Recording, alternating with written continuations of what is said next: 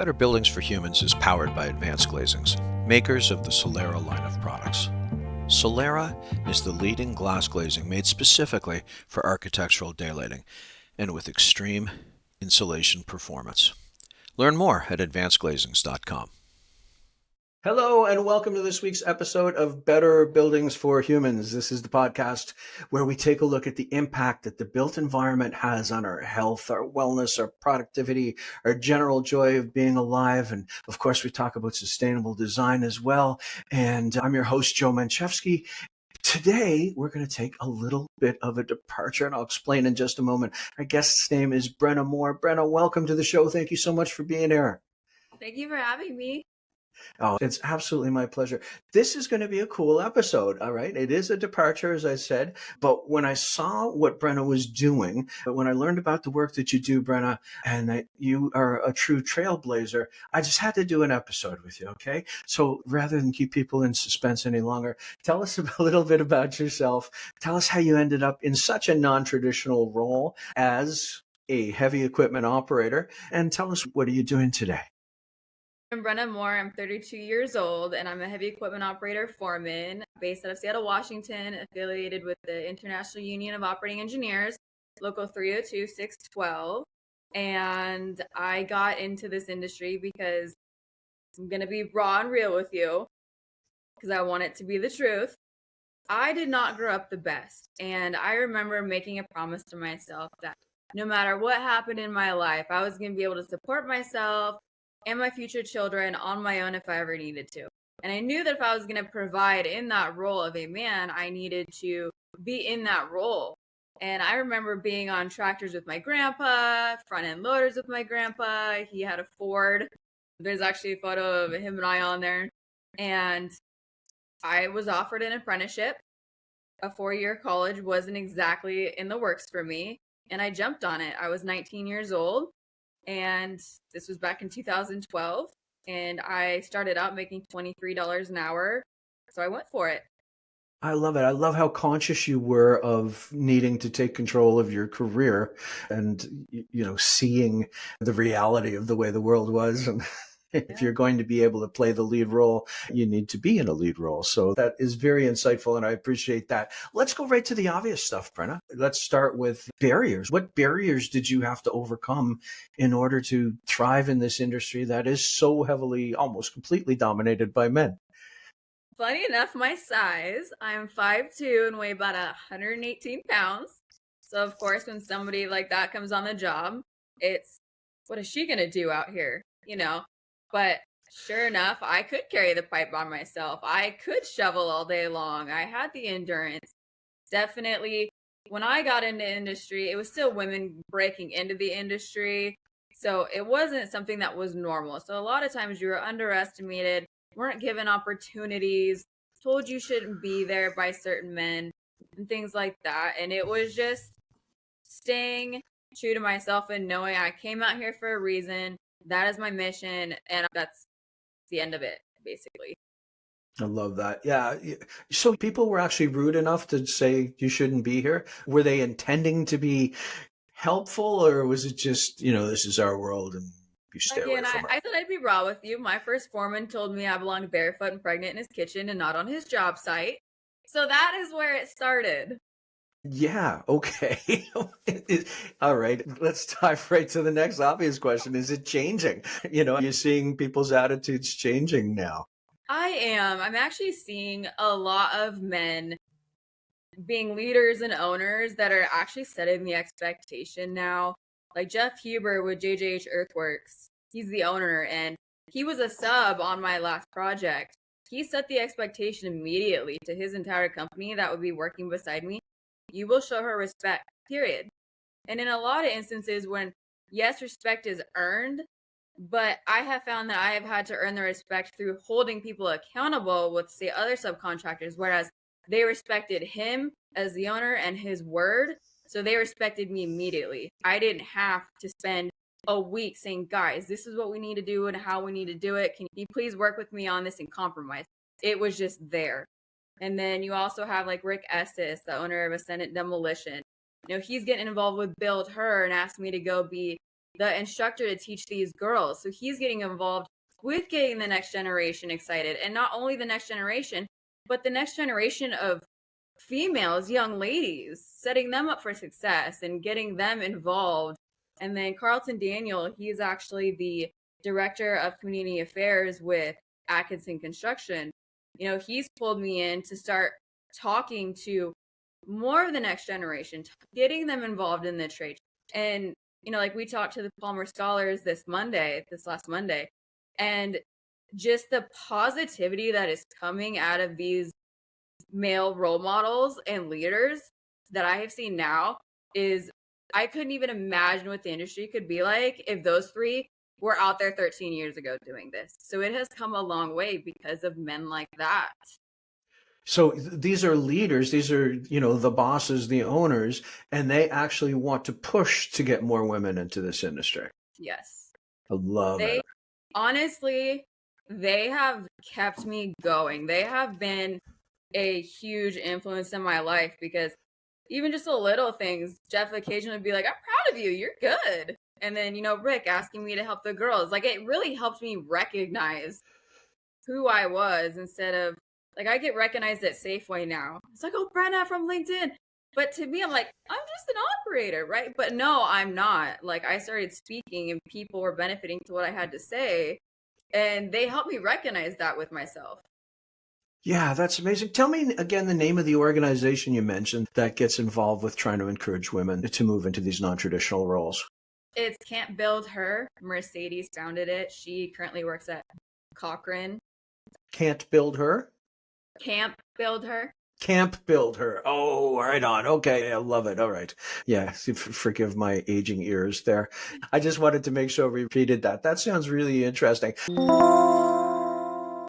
Forget the old paradigm that privacy means darkness. With Solera translucent glazings, architects can design spaces that are private, filled with natural light, and visually stunning. It's time to rethink how buildings work and feel. Learn more at advancedglazings.com.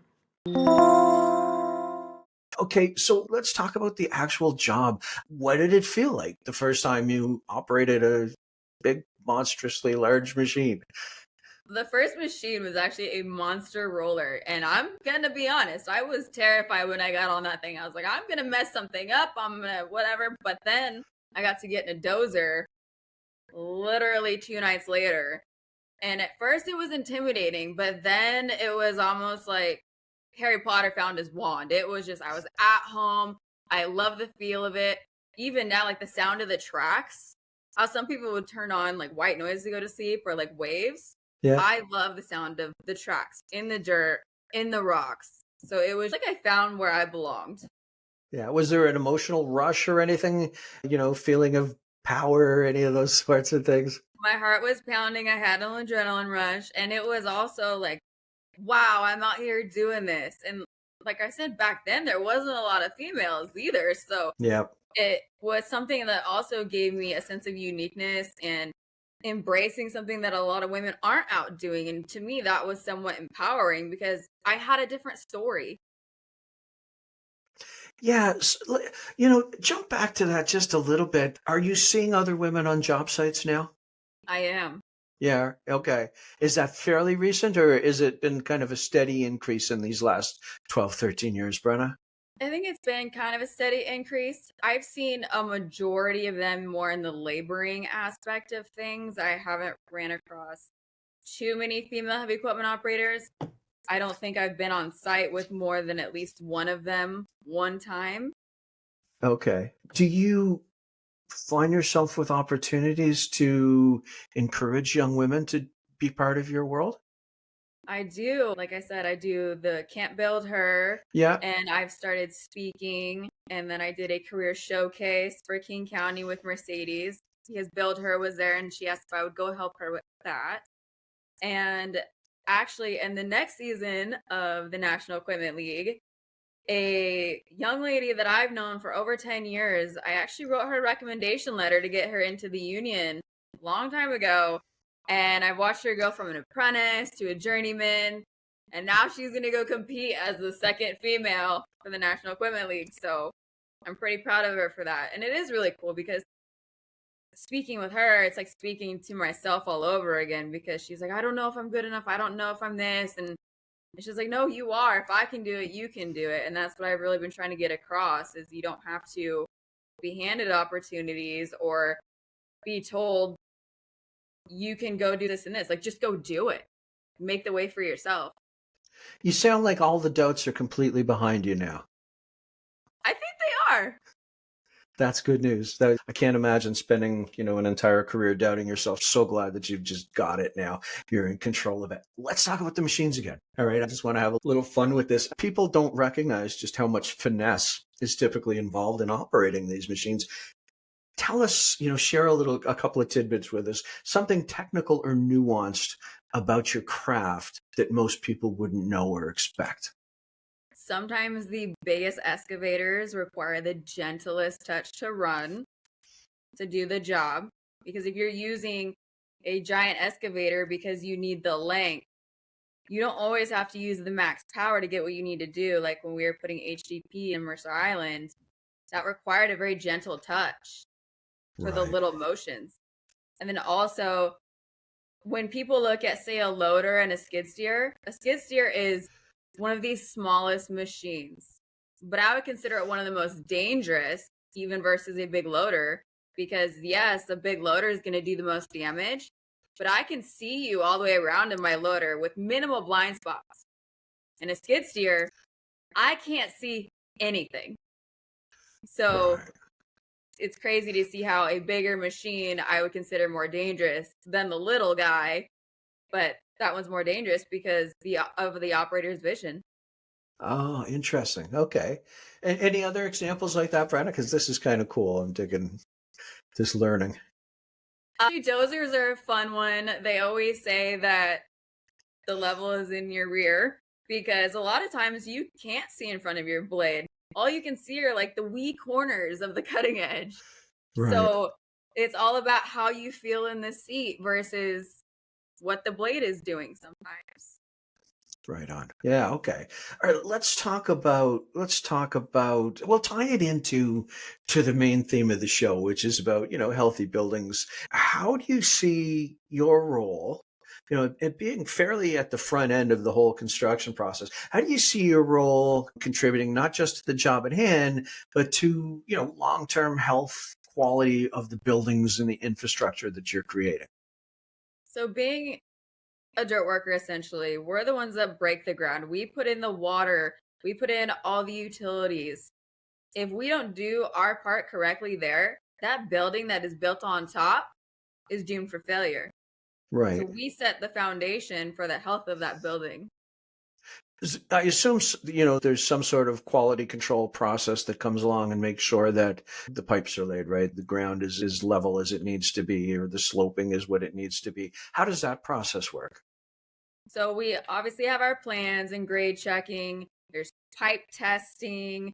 There's inspections by the county or whoever is in charge of it. Might just be the city. And it runs through quite a few tests. And then you backfill, and then you have to test the quality of the compaction. You have to then lay rock over that and maybe fabric, whatever, to protect that area. Right on, right on. At your stage, are there a lot of people on site yet, or is it still kind of quiet in those, when the big machines are out there? I think it really depends on the project. My last project, the dirt was everything. It was the biggest job site I'd ever been on, and there was tons of us. But then you go to maybe like a hole in Seattle, and there might only be 5 of us. So it really depends on if it's a hole for a building or if it is a giant pipe project. Right. Gotcha. How far afoot do you go? Like, how much traveling do you have to do for your job these days? Again, that also depends. I was driving from Marysville to Mercer Island for the last 2 years. Oh, okay. Right. That's a bit of a haul. Are you on a ferry to get there, or? No, No. there's a bridge for Okay. I-90 now to take us over there. Right. Okay. All right. Let's change gears a little bit here. What would you say to younger women or girls who are curious about working in the trades but feel hesitant because of stereotypes, social pressure, that like when you described your early days, what would you tell them about, that as maybe an impediment or as something that is relatively easily managed with a few tips or techniques? How do you speak to those younger women?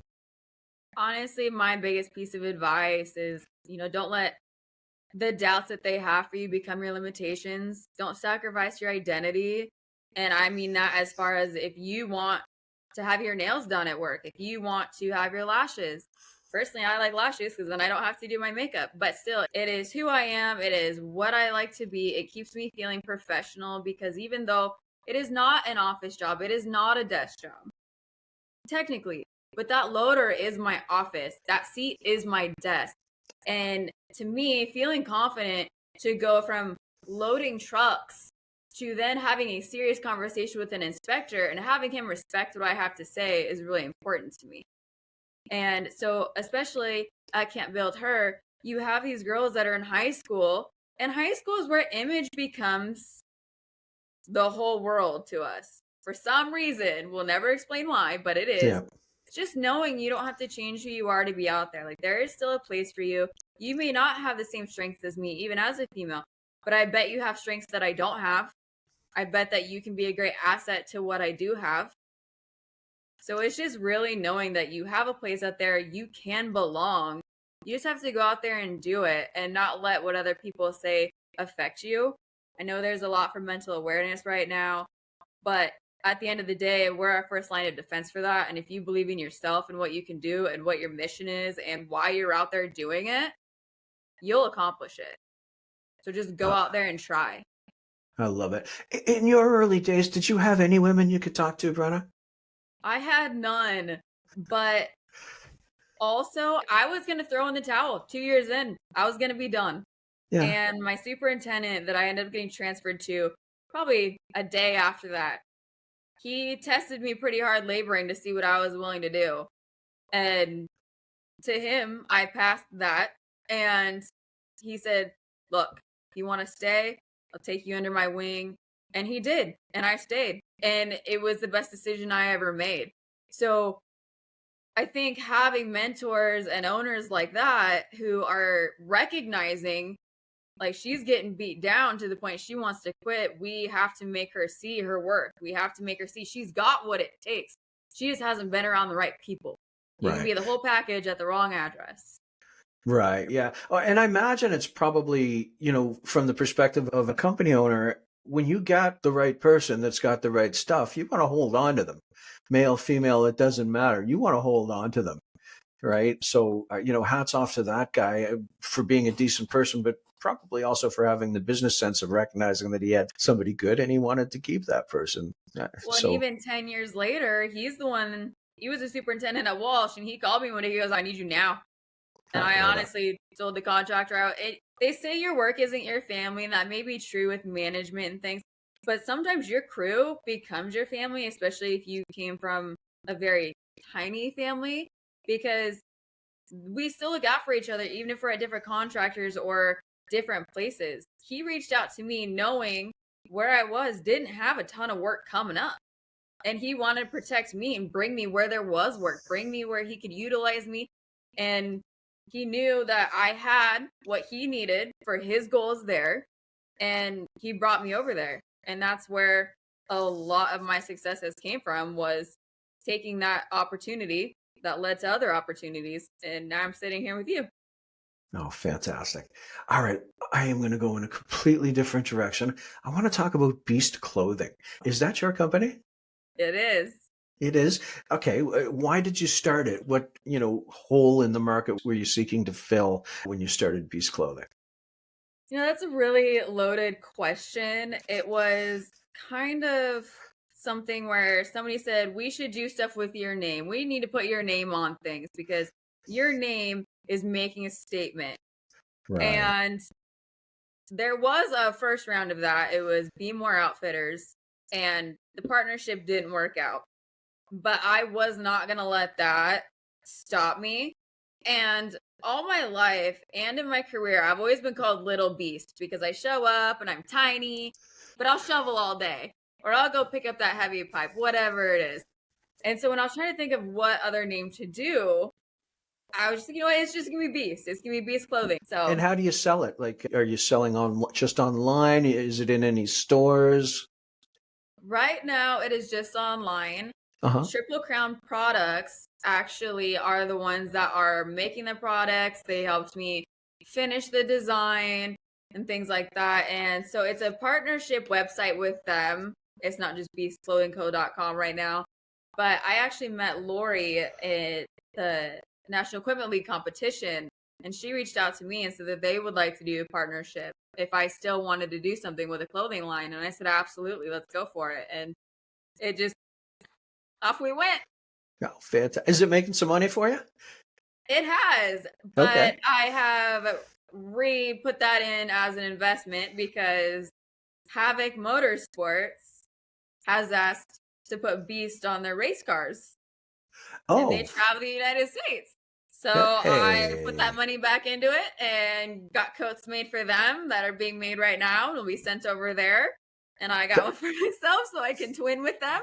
Hey, that's fantastic. And a good alignment too. Really good Yeah, alignment with your market. Congratulations. That's thank you. that's fantastic news.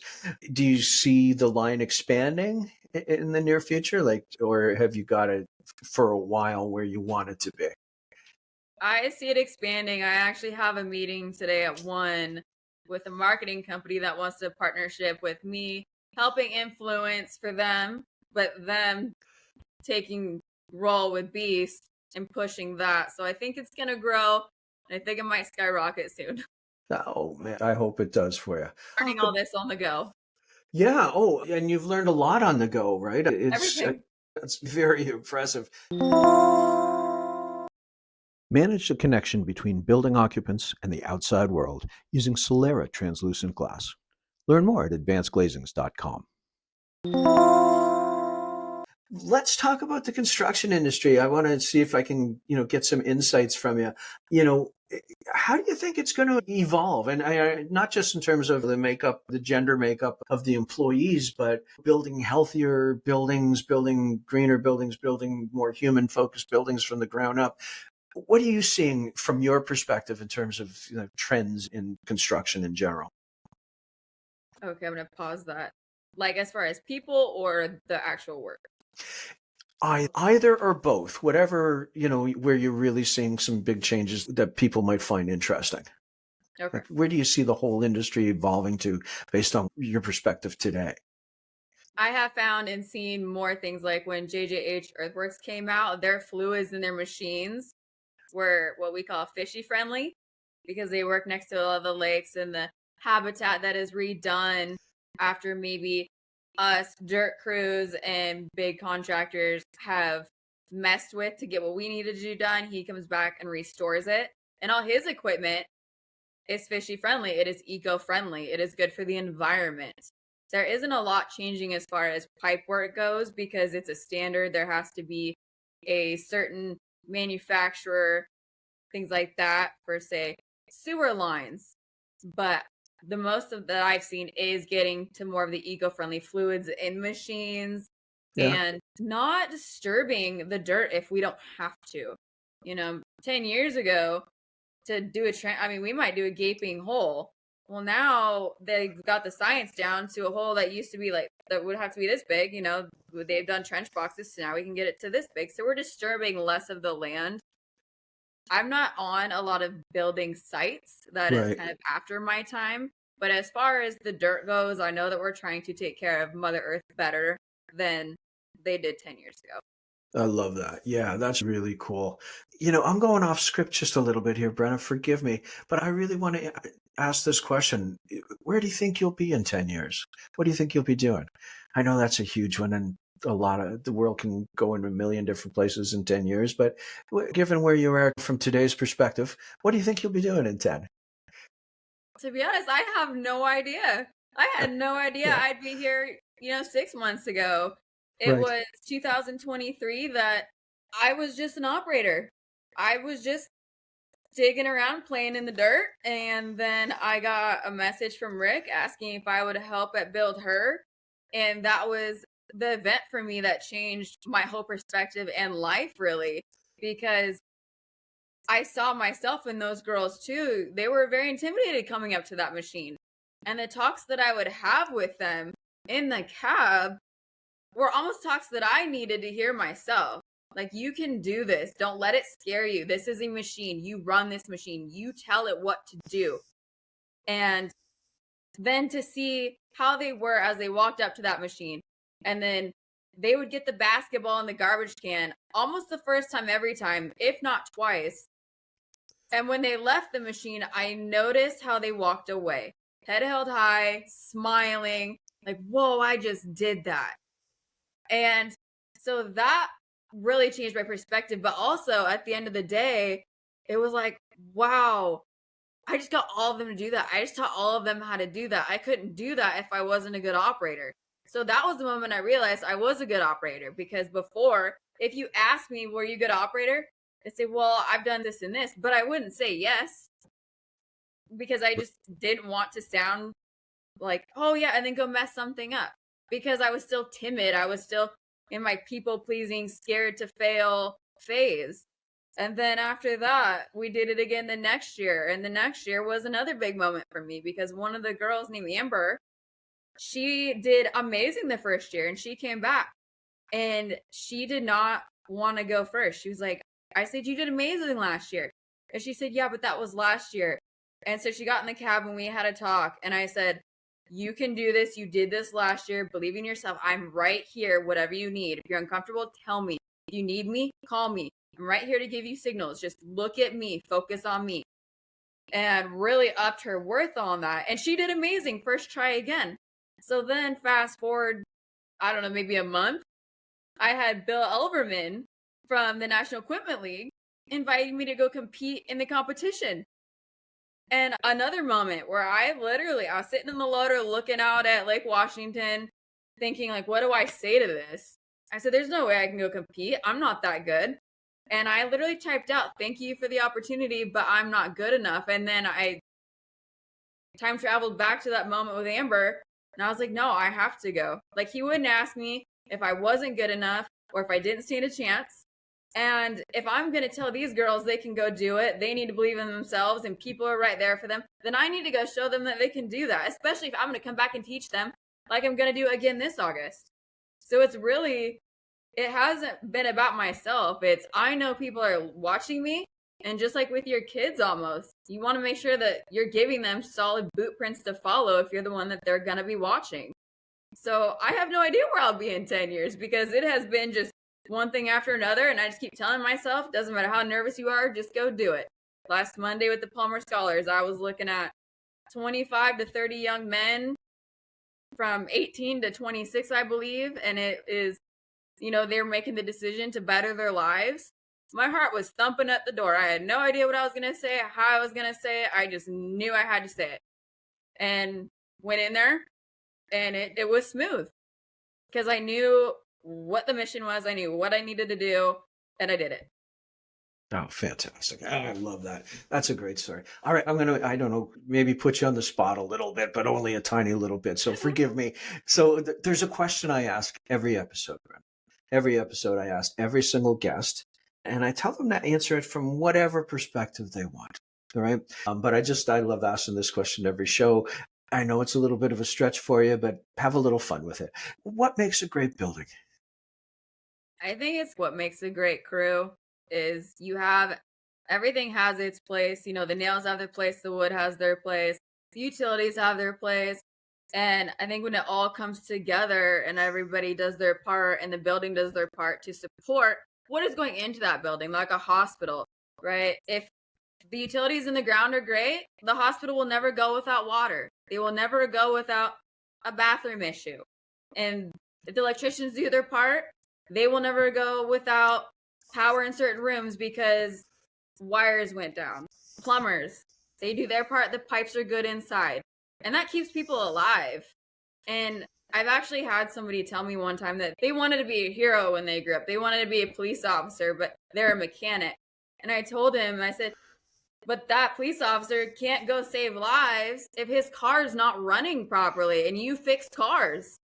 Nurses can't help doctors save lives in hospitals if there's no hospital for them to be in. So realistically, the blue collar, the ones that do build the buildings, the ones that do work in the dirt, the ones that do play with electricity, they are heroes before heroes can actually go be in the spotlight themselves. I love it. That was a great answer. That was a really great answer. All right, before we go, do you have any exciting news or big announcements you'd like to share? You mentioned about your sponsorship with, who was it again? What's the team? Havoc Motorsports. Havoc Motorsports. Anything else exciting like that the world should hear about? There's going to be season 3 of the National Equipment League in July, so that is coming. And the girl that I got into the union years back, she's going to go compete. So I'm really excited to go see that because I'll be attending also. I won't be competing this year, but I will be attending, and I think we're going to Apollo Creed and Rocky Balboa that. I'm going to be on the sideline screaming for her. Right on. Where's that taking place, Brenna? In Georgia. In I Georgia. can't remember the city, but Georgia. Georgia in July. Yep. Right on. Fantastic. Look, thank you so much. I really appreciate you doing this. Yeah, of course. Thanks for inviting me. All right. You take care. You too. We hope you enjoyed this episode of Better Buildings for Humans. For more information on the world's best light diffusing and highly insulating glass glazing, please visit advancedglazings.com.